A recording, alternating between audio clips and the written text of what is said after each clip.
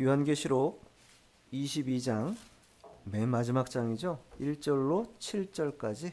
또 그가 수정같이 맑은 생명수의 강을 내게 보이니 하나님과 및 어린 양의 보좌로부터 나와서 길 가운데로 흐르더라. 강 좌우에 생명나무가 있어 12가지 열매를 맺되 달마다 그 열매를 맺고 그 나무 잎사귀들은 만국을 치료하기 위하여 있더라.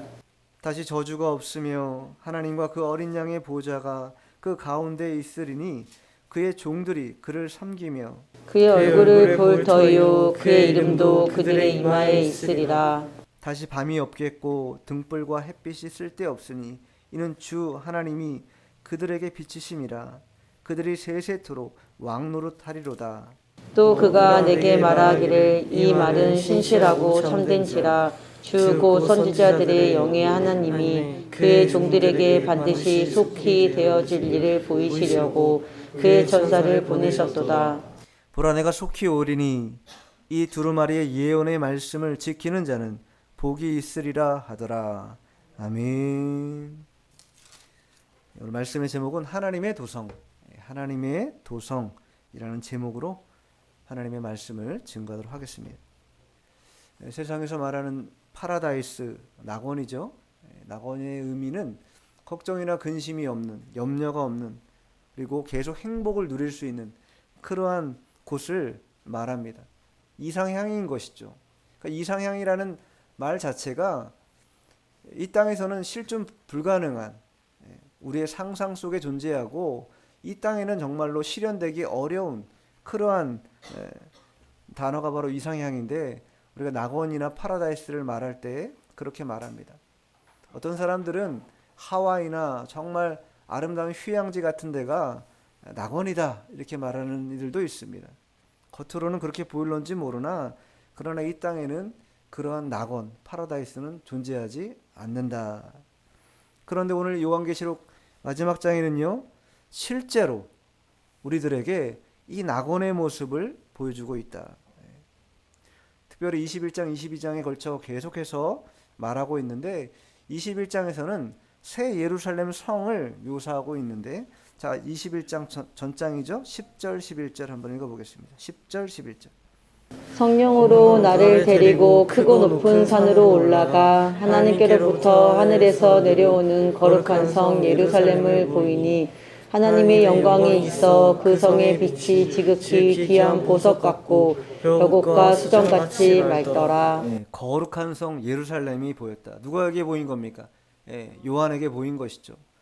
천사들을 통하여서 요한이 환상 가운데 이 거룩한 성, 하나님의 도성이죠. 예루살렘, 새 예루살렘을 보게 됐는데 그 특징이 뭐냐? 하나님의 영광이 충만하다는 것입니다. 뿐만 아니라 그것은 표현을 그렇게 하고 있는 거예요. 사람의 말로 이 땅에, 지상에 있는 것을 가지고 표현하다 보니까 보석 같고 벽옥 같고 수정 같다 이렇게 표현하고 있는 거예요. 말로 형언할 수 없는 그런 놀라운 광경을 봤기 때문이죠. 하나님의 도성이 그와 같다라는 것입니다. 오늘은 그 연속선상에서 이 새 예루살렘이 하나님의 도성일 뿐만 아니라 또한 하나님의 낙원으로 우리에게 표현되고 있습니다. 21장의 전체는요, 예루살렘 성이라고 하는 것을 특징지어서 말하고 있다면 22장 이제 초반에는요, 이제 그 성 안에 묘사를 하고 있다는, 낙원이라고 하는 것을 묘사하고 있는데 왜 이렇게 낙원이라는 모습으로 묘사하고 있을까? 여기는 참으로 의미 있는 그런 내용들이 숨겨져 있다고 할 수 있습니다. 왜냐하면 첫사람 아담이요, 어디에서 살았습니까? 에덴 동산에서 살았어요. 에덴 동산을 우리가 흔히 낙원이라고 말합니다. 죄가 없는 땅일 땐, 죄가 없는 그런 시간대에는요, 하나님과 깊은 교제가 있었고 하나님의 충만함이 거기 있어서 언제나 즐겁고 행복한 그러한 삶을 살았던 것이죠. 그러나 그 첫사람 아담이 죄로 인해 실패하고 난 다음에 그 낙원이 어떻게 됐습니까? 상실되고 말았습니다. 사라져버리고 말았다라는 거예요. 그런데 이제 둘째 아담이신 예수 그리스도를 통해서 이 새 예루살렘, 즉 낙원이 어떻게 된 거예요? 완전히 회복되고 복구되었다라는 것을 명시적으로 우리에게 보여주고 있는 것입니다. 그래서 상당히 중요한 부분이다 이렇게 말할 수 있습니다. 요한이 이 환상을 본 건요, 현실 속에 있는 것을 본 것이 아닙니다. 현실 이외 우리가 말하는 그 이상향의 일들을 본 것이죠. 그러니 그 이상향이라는 것은 현실에 존재하지 않는 장소라는 것이. 그럼 왜 이렇게 하나님의 낙원의 일들을 요한에게 보여줬을까? 미리 보여줬을까? 많은 성도들이요, 그때 당시에 예수 복음으로 인하여 고통받고 힘든 삶을 살았습니다. 그런 하나님의 백성들에게 이 땅, 실존하는 이 땅이 너희들이 바라는 소망하는 그 땅이 아니라 영원한 하나님 나라가 있고 그 나라가 실제한다라는 것을 요한을 통해 보여줌으로 인하여 그 현실에서 닥치는 여러 가지 환난의 일들과 어려운 일들을 뭐하라는 거예요? 잘 견뎌내고 이겨야 된다라는 것을 말씀해주고 있는 것입니다. 이 얘기는요, 현실이 어려우니 현실 도피해라 이게 아니죠. 현실 도피해서 망상으로 그냥 그렇게 꿈꾸며 환상 가운데 판타지 가운데 있어라 그게 아니지 않습니까? 현실을 도피하지 말고 현실을 직시해야 돼. 그러나 이 땅에 머물지 말고 영원한 하나님의 도성이 있음을 기억하면서 그 땅을 소망하면서 이 땅에서 뭐 하라는 거예요? 현실을 직시하고 견뎌내며 신앙으로 승리하라고 이 환상을 요한에게도 보여준 것이고 또 우리들에게도 전해주고 있는 것이다 이렇게 말할 수 있습니다. 지난주 제가 두 갈래 길이라고 하는 그리심산과 에발산이라고 하는 이 선택의 길에서 우리는 무엇을 선택할 것인가? 복의 길을 선택해야 된다고 말씀드렸습니다. 그런 연장선상에서 보면 이 계시록 또한 우리에게 이 양갈래 길이라고 하는 명료한 두 상징을 우리에게 보여줍니다. 계시록 마지막으로 오면 올수록요, 두 가지 상징을 보여주는 첫 번째 뭐냐? 바벨론 성을 보여줍니다. 큰 성 바벨론을 우리에게 보여주고 오늘 본문에 나오는 것처럼 새 예루살렘 도성을 보여준다라는 것이. 자, 그러면 우리가 발을 디디고 있는 그 큰 성 바벨론은 어떠한 곳인가? 주님께서는 그 땅에서 어떻게 하라고 우리에게 명령하고 있는가? 자, 18장으로 뒤로 한번 가보겠습니다. 18장 4절 5절 한번 읽어보겠습니다. 또 내가 들으니 하늘로부터 다른 음성이 나서 이르되 내 백성아 거기서 나와 그의 죄에 참여하지 말고 그가 받을 재앙들을 받지 말라. 그의 죄는 하늘에 사무쳤으며 하나님은 그의 불의한 일을 기억하신지라. 하나님이 간곡하게 말씀하고 있다라는 거예요. 내 백성아 거기서 나와 그의 죄에 참여하지 말라. 거기서 나오는 건 뭐예요? 그 큰 성 바벨론. 그 땅이 어떤 땅입니까? 나중에 이제 요한계시록 읽어보면 알겠지만 그 땅은요, 부귀가 넘치고요, 화려함이 넘치고요, 먹을 것이 넘치고요, 얼마나 풍요로운 곳인지 모릅니다. 그 풍요에 다 취해 있다고 성경이 말해주고 있어요. 그러나 하나님은 그 성에 머물지 말라라는 거예요. 마치 롯에게 소돔과 고모라 성에 머물지 말고 빨리 피해야 된다. 안 그러면 불과 유황불에 그 도시가 멸망하게 될 거라고 말씀하셨음에도 불구하고 롯조차도 가기를 주저했을 뿐만 아니라 사위 둘도 가지 않았고 그 아내도 어떻게 했습니까? 뒤돌아보다가 소금기둥되는 그런 험한 꼴을 당하지 않았습니까? 그렇게 우리를 끝까지 발목 잡는 땅이 어디냐? 큰 성 바벨론이라는 거예요. 그 바벨론 성에 그러나 머물러서는 안 된다고, 재앙이 있다고, 멸망이 있다고 하나님이 끝까지 완곡하게 계속해서 말씀해주고 있는 거예요. 그러면서 죄가 하늘에 사무쳤다. 얼마나 그 백성들이 완악한 일을 저지르는지, 얼마나 험악하고 더러운 일들을 행하는지 그 죄가 하늘에 사무쳤다라는 거예요. 그래서 도무지 하나님이 그 불의한 일을 기억을 없애려고 해도 없앨 수가 없다라는 거예요. 그 진노의 추가 이미 다 차버려서 이제는 심판해야 되겠다라는 거예요. 그러니 그 큰 성 바벨론에 더 이상 머물러 있지 말아라. 얼른 나오라는 거예요. 어디로 피하라는 거예요? 하나님이 지정하신 성, 새 예루살렘 성으로 들어가야 한다라는 것이죠. 계시록은요, 그러한 의미에서 이 새 예루살렘 성과 큰 성 바벨론을 비교하면서 우리에게 보여주고 있고 그 두 성의 차이는요, 궁극적으로 간극이 너무 크다라는 거예요. 마치 누가복음 16장에 거지 나사로와 부자가, 거지 나사로가 낙원에 있고 부자는 지옥에 있을 때, 음부에 있을 때 서로 뭐예요? 보긴 보지만 그 사이에 뭐가 있다고 써있어요, 성경에? 큰 구렁텅이가 있어서 도무지 건너갈 수도 건너올 수도 없는 간극이 있다라고 말하지 않습니까? 이 새 예루살렘 성과 큰 성 바벨론의 간극이 그와 같다. 시간이 지나고 나면 건너가고 싶어도 건너갈 수 없다라는 거예요.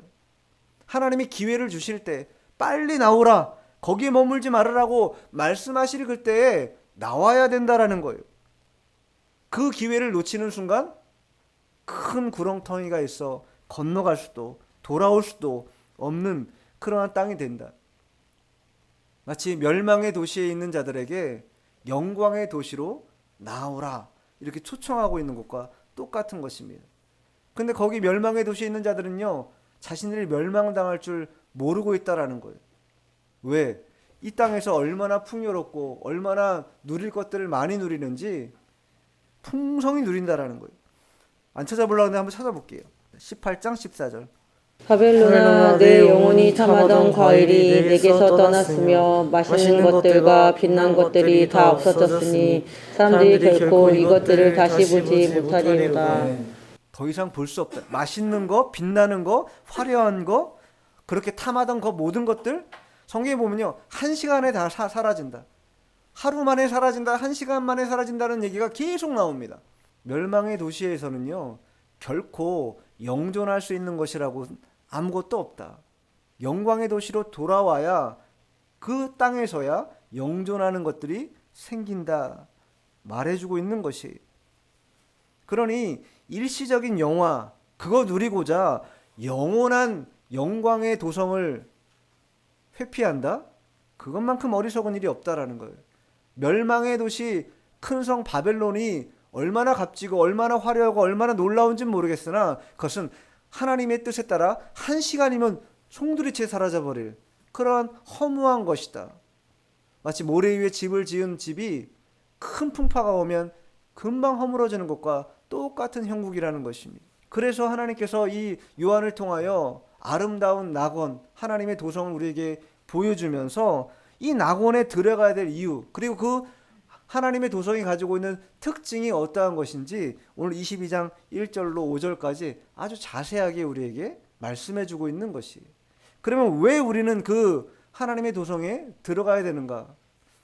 자, 첫 번째는 그 하나님의 도성에 들어가야 무엇이 있는가? 영생이 있기 때문입니다.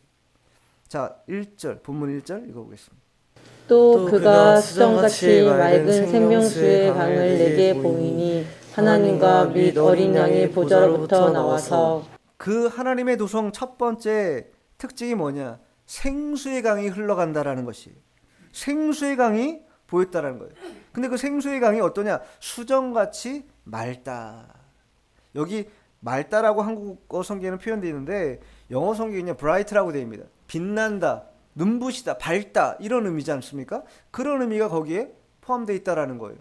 맑을 뿐만 아니라 너무나 빛나고 너무나 눈부시며 너무나 밝은 그러한 곳이 어디인가? 하나님의 도성이라는 거예요. 그 도성에 흘러가는 생명수 강이라는 것입니다. 더럽게 오염된 강이 아니고 바로 생명을 주는 그런 강이다. 거기 가야 그 영생을 누릴 수 있게 된다라는 거예요. 우리는요, 원래 생명은요, 누구로부터 나왔습니까? 창조주 하나님으로부터 나왔습니다. 근데 그 하나님의 그 생명을 소유하고 있다가 창세기 3장에 나오는 것처럼 아담과 하와가 어떻게 합니까? 죄를 범함으로 말미암아 모든 인류는요, 허물과 죄로 다 죽은 상태에 놓여 있었다라는 거예요.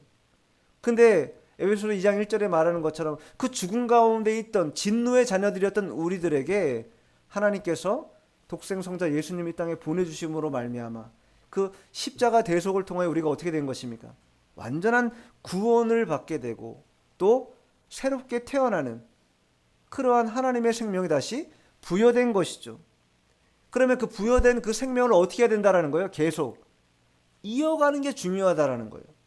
그 생명을 끝까지 붙잡고 계속해서 붙들고 나아가는 것이 굉장히 중요하다. 그러려면 어떻게 해야 되는가? 1절 하반절에 뭐라고 써 있습니까? 하나님과 및 어린 양의 보좌로부터.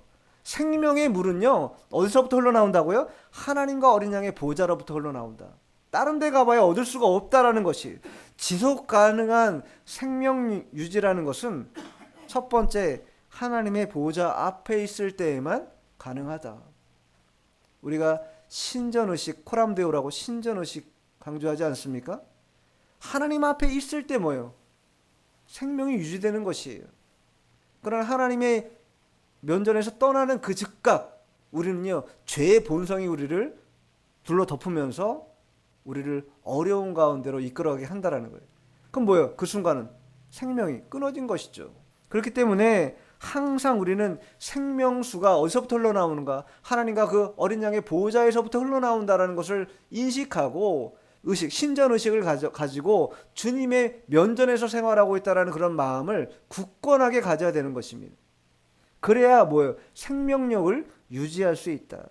뿐만 아니라 그 생명력을 유지하는 것을 예수님은 다르게 어떻게 표현했냐면, 동일한 것인데 어떻게 표현했냐면, 자, 요한복음을 한번 가볼게요. 요한복음 7장 38절 39절. 나를 믿는 자는 성경의 이름과 같이 내 배에서 생수의 강이 흘러나오리라 하시니 이는 그를 믿는 자들이 받을 성령을 가리켜 말씀하신 것이라. 예수께서 아직 영광을 받지 않으셨으므로 성령이 아직 그들에게 계시지 아니하시더라. 네. 우리는 그 어린 양의 보좌에서부터 그 생명수가 흘러나오는데 예수님이 그거를 어떻게 또 표현하고 있냐? 믿는 자에게는 뭘 주신다고요? 성령을 주신다. 그러니까 생명의 강이라는 것, 그 생수의 강이라는 건 뭐예요? 성령을 가리키는 말씀이다. 예수님 또다시 우리에게 이렇게 말씀해주고 있습니다. 예수 믿으면 받는 것이 무엇입니까? 성령을 받는다. 그리고 그 성령의 통치를 따라서 살아야 생명을 유지할 수 있다. 성령의 통치를 받는다는 게 무엇입니까? 성령의 인도와 지배를 받을 때, 로마서 말씀에 따라서 성령의 인도를 받고 지배를 우리가 받을 때야 뭐예요? 생명이 연장되고 유지가 가능하다. 생명수는 그와 같은 것입니다. 하나님과 어린 양의 보호자에서부터 흘러나오는데 그것이 누구를 통하여? 이 신약 시대에 성령을 통하여 계속 성도들에게 역사하고 있다는 거예요. 그 물줄기를 따라가야 되는 것이죠. 그것을 떠나는 즉각 우리는 생명에서 끊기게 된다라는 것이. 자, 본문 돌아와서 2절 한번 읽어보죠. 길 가운데로 흐르더라. 강 좌우에 생명나무가 있어 12가지 열매를 맺되 달마다 그 열매를 맺고 그 나무 잎사귀들은 만국을 치료하기 위하여 있더라. 하나님의 도성의 특징이 첫 번째가 영생이라고 말씀드렸습니다. 그 영생의 첫 번째는 뭐냐? 특징, 생명수가 흐르는 곳이다. 두 번째 특징이 뭐예요? 생명나무가 있는 곳이라는 거예요. 생명수가 흐르고 생명나무가 있는 곳이다.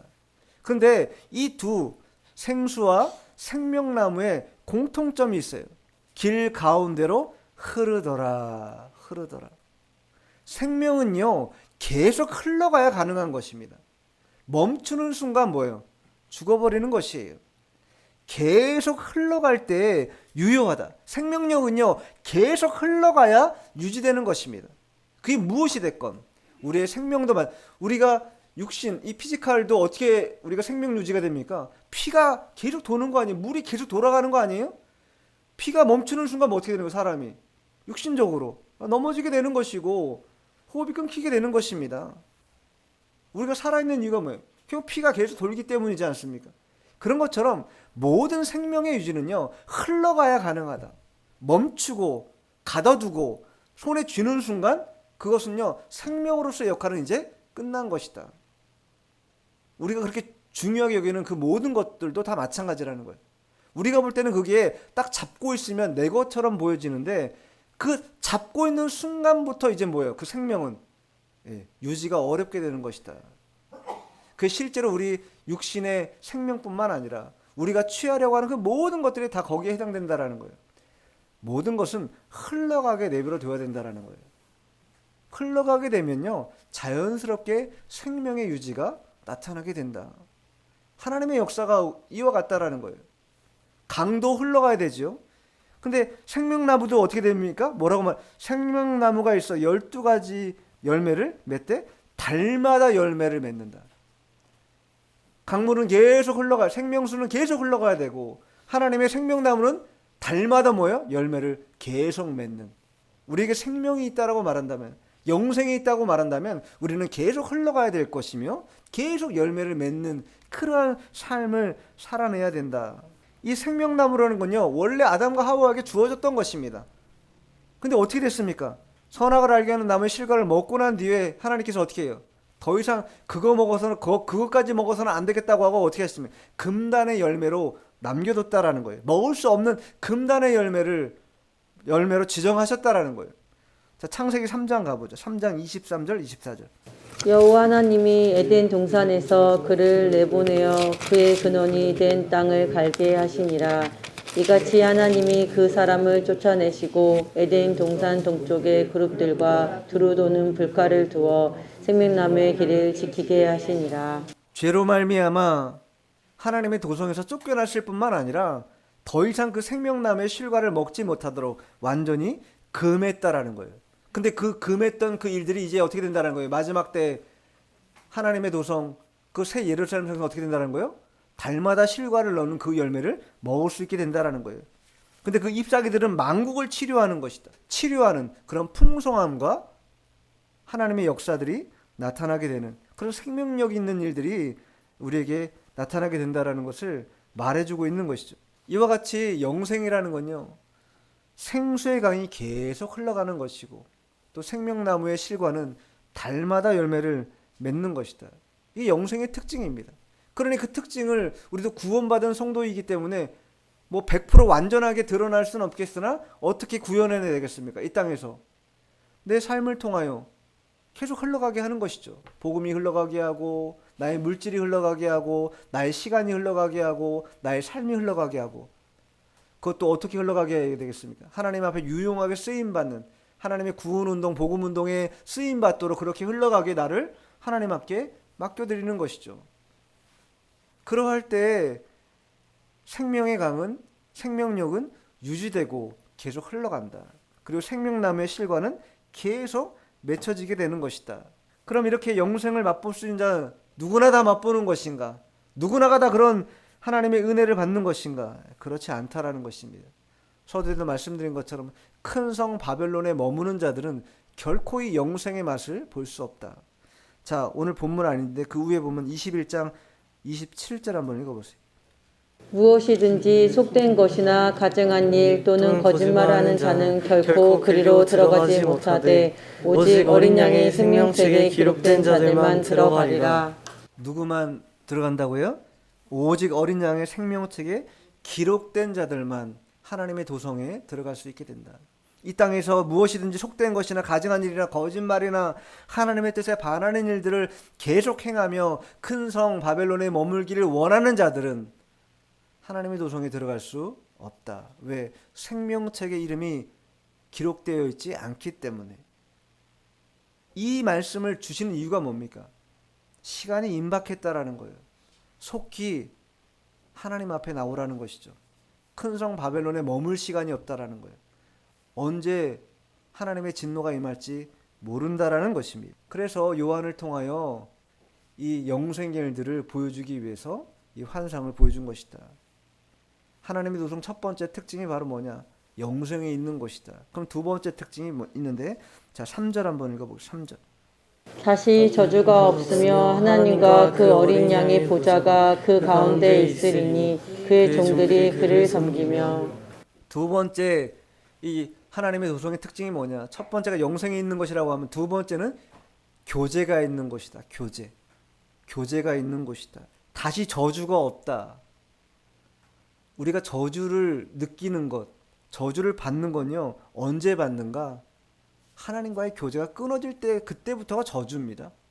하나님의 교제가 끊어지는 순간부터 저주받은 인생과 똑같다라는 거예요. 그가 아무리 세상적으로 부귀영화를 누리고 아무리 뭐 어떤 떵떵거릴 만한 권세를 가졌다 해도 하나님과의 교제가 끊어졌다면요, 그것은 저주받은 인생이라는 것이에요.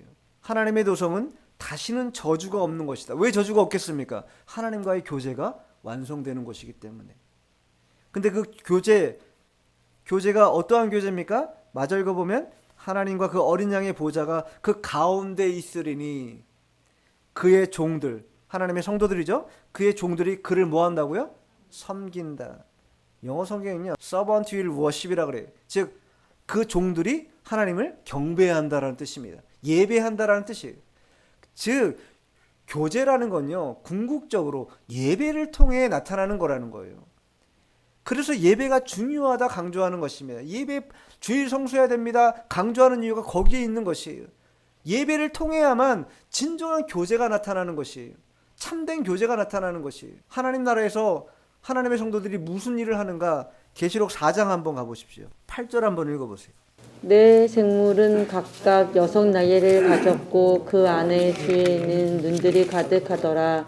그들이 밤낮 쉬지 않고 이르기를 거룩하다 거룩하다 거룩하다 주 하나님 곧 전능하신 이여 전에도 계셨고 이제도 계시고 장차 오시리라 하고. 예. 그들이 밤낮 쉬지 않고 이르기를 거룩하다 거룩하다 거룩하다 주 하나님 곧 전능하신 이여, 이전에도 계시고 이제도 계신 장차 오실 그 주님. 찬송과 예배가 밤낮 쉬지 않고 드려지는 곳이 어디냐? 하나님의 도성이라는 곳이. 왜? 그래야 뭐가 있어요? 하나님과의 참된 교제가 있기 때문에. 그 교제가 끊어지지 않기 때문에 하나님 앞에 예배하는 것이 그만큼 중요하다. 새 예루살렘 성은요, 저주가 없다고 말하고 있습니다. 아담과 하와도 처음엔요, 복된 생활을 했습니다. 저주가 없는 그러한 생활을 했던 자들입니다. 그러나 죄로 인해 중도에 그 저주를 받게 됐고 복된 생활을 잃어버리게 된 것이죠. 하나님과의 교제가 끊어지는 것 자체가 바로 저주다라는 거예요. 저주다. 즉 교제의 시작은 이 섬김, 즉 예배, 경배부터 시작되는 것이다. 하나님께 예배하는 건요, 인간의 본분입니다. 하나님을 영화롭게 하는 게 우리 인생의 목적이지 않습니까? 하나님이 가장 크게 영광받을 때가 언제인가? 예배 드릴 때 가장 크게 영광을 받으신다. 일단 그 영광을 통하여 우리는 어떻게 되는가? 본문 4절 한번 읽어보죠. 4절. 그의 얼굴을 볼 터이요 그의 이름도 그들의 이마에 있으리라. 그 깊은 참된 교제를 통해서 우리는 그의 얼굴을 보게 된다. 하나님의 얼굴을 보게 된다라는 거예요. 마태복음 5장 8절에 보면요, 마음이 청결한 자가 누구를 본다고요? 하나님의 얼굴을 볼 것이다. 마음이 청결한 자가 하나님의 얼굴을 볼 것이다. 그러나 이제 하나님 도성 가면요, 예배하는 가운데 하나님을 직접 대면한다라는 거예요. 이 세상에 그 누구도 하나님을 본 자가 없습니다. 그러나 하나님의 도성에 가면 하나님의 백성은 누구나 다 예배 가운데 그 하나님을 목도하게 된다. 죄가 들어오면요, 하나님을 가까이 하려 하지 않습니다. 하나님을 두려워하고 숨는 일에 발빠르게 됩니다. 하나님을 가까이 하려 하지 않아요.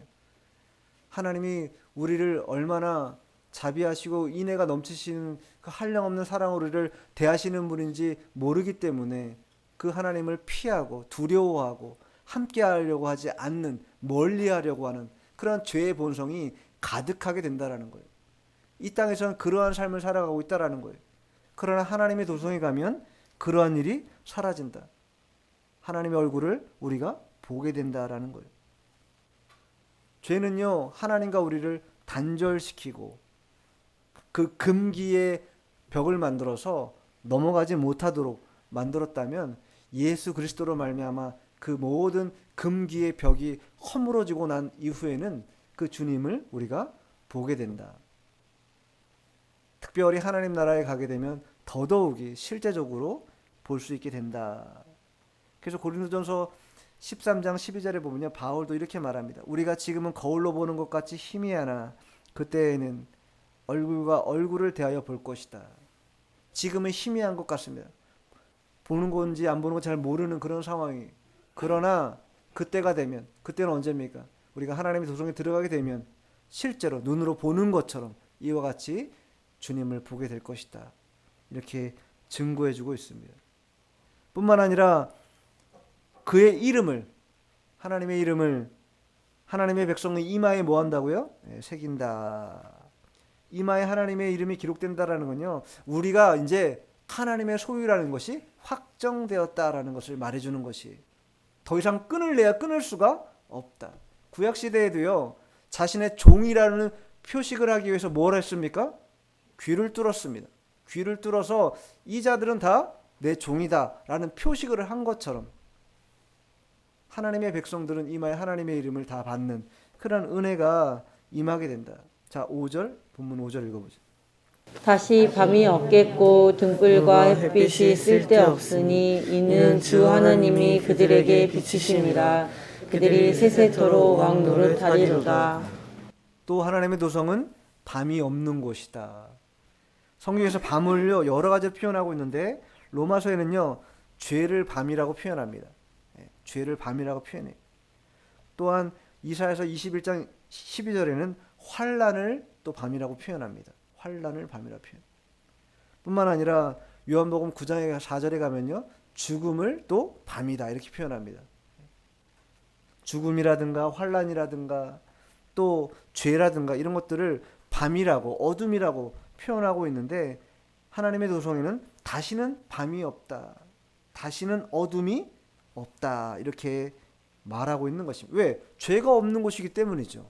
죄가 없는 곳이기 때문에 환난의 밤도 없고 멸망과 죽음의 밤도 없는 그러한 거룩한 도성이다. 말해주고 있습니다. 이러한 하나님의 모습을요. 사도 요한만 본 것이 아닙니다. 주전 750년경에 선지자로 활동했던 이사야도 동일하게 환상 가운데 이렇게 예언해요. 자, 60장 19절 한번 읽어보십시오. 다시는 낮에 해가 내 빛이 되지 아니하며 달도 내게 빛을 비추지 않을 것이요 오직 여호와가 내게 영원한 빛이 되며 내 하나님이 내 영광이 되리니. 예, 이사야도 이와 같이 예언하고 있지 않습니까? 낮에 해가 필요 없다. 밤에 달이 필요 없다. 왜? 여호와께서 영원한 빛이 되시기 때문에. 요한이 본 것도 마찬가지죠. 등불과 햇빛이 필요 없다. 왜? 주님이 등불이 되기 때문에. 주님이 빛이 되시기 때문에 아무 필요가 없다라는 거예요. 하나님이 지으신 피조물이 의미가 없다라는 거예요. 하나님 존재 자체가 빛이시기 때문에 그 광명함 때문에 피조물로 만들어진 것은 아무 쓸데가 없게 된다. 하나님의 도성이 그와 같다 말해주고 있습니다. 하나님의 도성은요 이처럼 영생이 있는 곳입니다. 생명수강이 끊임없이 흘러가고 생명나무의 실과는 달마다 열매를 맺고 그 잎사귀는 만국을 치료하는 것이 되고 뿐만 아니라 또 교제가 있는 곳이죠. 예배가 회복되어지고 밤낮 쉬지 않고 예배드리는 그러한 곳이고 그 예배를 통하여 우리는 우리 눈으로 누구를 보는 거예요? 하나님을 목도하는 그런 영광스러운 일들을 보는 곳이 어디인가? 하나님의 도성이라는 것이. 사도 요한이 그 환상을 봤습니다. 자, 이제 마지막 돌아와서 6절 7절 본문 6절 7절 읽어보겠습니다. 또 그가 내게 말하기를 이 말은 신실하고 참된지라. 주 곧 선지자들의 영의 하나님이 그의 종들에게 반드시 속히 되어질 일을 보이시려고 그의 천사를 보내셨도다.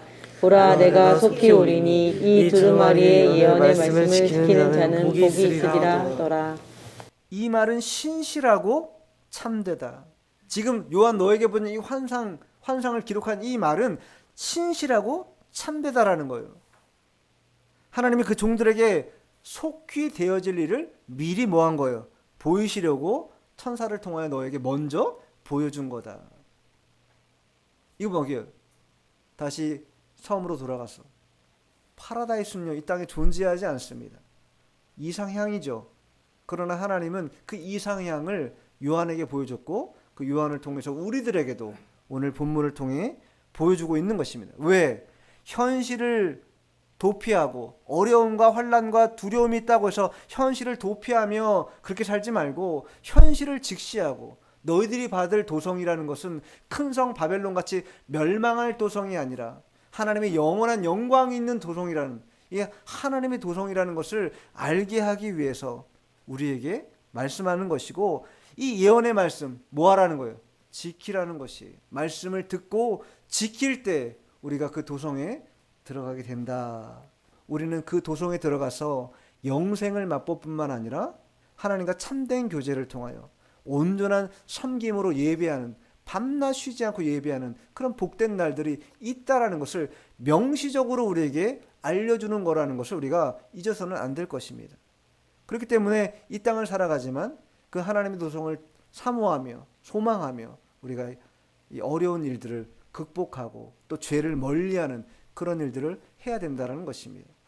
말씀 한 군데 찾아보고 마치겠는데, 자, 고린도서 15장은요 부활장입니다. 하나님의 마지막 때에 임할 그런 일들에 대해서, 부활의 일들에 대해서 말해주고 있는데, 그 맨 마지막에 15장 맨 마지막에 바울이 성도들에게 어떻게 당부하고 있는가, 오늘 이 본문과도 유사하게 당부하고 있는데, 그러므로 내 사랑하는 형제들아 견실하며 흔들리지 말고 항상 주의 일에 더욱 힘쓰는 자들이 되라.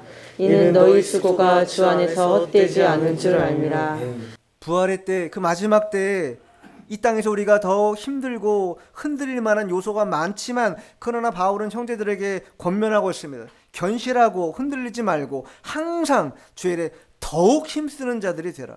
왜? 너희 수고가 주 안에서 헛되지 않다. 영원한 하나님 나라의 도성에 들어가면 그 모든 것들이 다 하나님으로부터 보상받게 된다라는 거예요. 그런 은혜가 있다라는 것입니다. 우리가 이 말씀을 기억하면서 하나님의 도성을 바라보는, 대망하는 그런 교회와 성도가 되어야 되겠습니다. 기도하겠습니다.